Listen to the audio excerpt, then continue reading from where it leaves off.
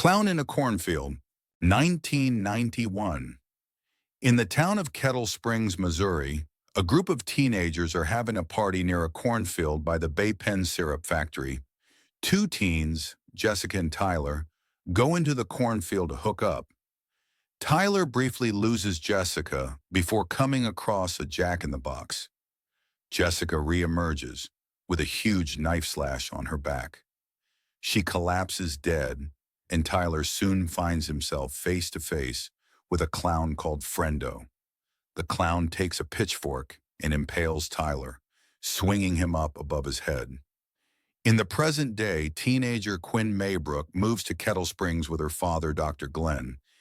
Quinn lost her mother the previous year from an overdose, and she and Glenn have had a strained relationship since then. On her first day of school, Katie is walked over by her and Glenn's new neighbor, Rust. In class, she ends up getting detention because of her obnoxious and bitter teacher, Mr. Vern, while being defended by some of the classmates after they prank Vern and piss him off. Afterwards, she meets and befriends the other students, Janet, Ronnie, Tucker, Matt, and Cole. They show Quinn the home movies they make, which feature Tucker and Matt dressing up as Friendo. Quinn goes to a diner with Glenn, where they meet Sheriff Dunn. He warns Quinn to stay away from the group of teenagers, blaming them for a fire that burned down the syrup factory. When the teens pass the diner, Quinn sneaks off to join them.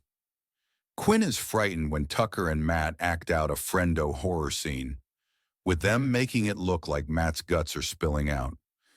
Cole also admits that the teens did go into the syrup factory on the night of the fire, but it wasn't them who started it. Quinn and Cole later bond over her dead mother, as well as Cole feeling guilty because his little sister died during an accident when they were diving off a bridge. Cole drops Quinn off. Glenn sees them together. Who makes it clear Quinn won't hang out with the teens anymore. After they argue, Quinn watches the video that the teens recorded that night, but she notices another Friendo mask hidden in the background. At Tucker's home, he is alone playing drums until he sees what looks like Friendo on the doorbell camera. He thinks it's Matt playing a prank until he finds a jack-in-the-box in his closet. Friendo then appears behind Tucker and slashes his throat before wrapping him in plastic. The next day, everyone in town is gathered for the Founders' Day parade, led by Cole's father, Mayor Arthur Hill. Cole also has a strained relationship with him following his sister's death. The teens gather during the parade to watch the show until one person on a unicycle wearing a Friendo mask drops a bomb-like object that causes one of the floats to catch fire, sending everyone into a panic.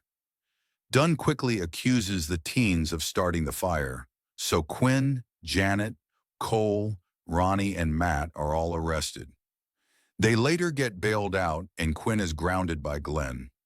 Matt is in his garage working out alone. When he is about to lift a barbell, Friendo appears and puts a handsaw with the barbell. Despite Matt's efforts, Friendo pushes the saw down to chop Matt's head off. That night, Quinn sneaks out with Cole to go to a party by the cornfield. On the road, they spot Rust holding a dead deer, which they find creepy and suspicious. At the party, Quinn and Janet see another girl, Ginger, emerge from the cornfield. She collapses dead with an arrow in her back, and Matt's head gets tossed at them. The girls think it's just another video idea, until Quinn tells Janet and Ronnie that she cannot feel Ginger's pulse, and the girls realize they have been tossing Matt's head around and not a prop. Friendo emerges from the cornfield. He starts to fire arrows at the girls, hitting one unlucky partygoer in the face until Russ shows up and blasts him with a shotgun. Suddenly, a whole group of people dressed like Friendo start walking out of the cornfield. One tries to attack but gets his hand blown off by Rust. Quinn, Cole, Rust, Janet, and Ronnie all run into the shed for protection. There, the girls learn that Rust and Cole were together, but had to split up because Cole couldn't be honest with who he really is. The teens then find a hatch that leads through the sewage pit, which can get them out. They set up a trap to light up some propane tanks, destroying the shed and keeping the friendos away from them. But Rust gets left behind, seemingly killed in the explosion. Glenn finds out that Quinn escaped, and as he goes to find her, he gets caught by one of the friendos, plus the one who got his hand shot off. The first friendo orders Glenn to tend to the other friendo's wound. He creates a distraction for the other friendo. The wounded one starts to flatline, and Glenn makes the other one take defibrillators, causing him to put his knife down. This leaves Glenn open to take it and stab the friendo in the neck, leaving him to bleed to death. He then goes to rescue his daughter. The teens flag a cop car down the road on the way to the home of a couple, the Tillersons. Unfortunately, Sheriff Dunn is driving the car, and he only arrests Cole. When they run through the cornfield to the Tillersons, one of the friendos impales Ronnie with a chainsaw. Quinn and Janet run to the house, which happens to be unlocked. There they discover pictures of the teens on wall, and Quinn realizes they walked into a trap. A friendo pops up and impales Janet with a pitchfork before electrocuting her on the ceiling light. Quinn pulls the pitchfork out of Janet's body and uses it to kill the friendo. Quinn runs outside to a truck, but she can't drive it since it's a stick shift. A group of friendos come out and abduct her. Quinn wakes up in the remains of the syrup factory and learns that the friendos are led by Mayor Hill and Sheriff Dunn, along with other townsfolk like Mr. Vern, a waitress named Trudy, and a shop owner named Otis. Cole is tied up to the ceiling by his neck, ready to be hung. Hill explains to Quinn that this is a Founders' Day tradition going back to the early 20th century. Every time a group of people show up that the town thinks will harm their reputation, the townsfolk dress like friendo and murder anyone they view as a problem. Hill was also the one who started the factory fire to collect the insurance money, and he has also always blamed Cole for the death of his sister.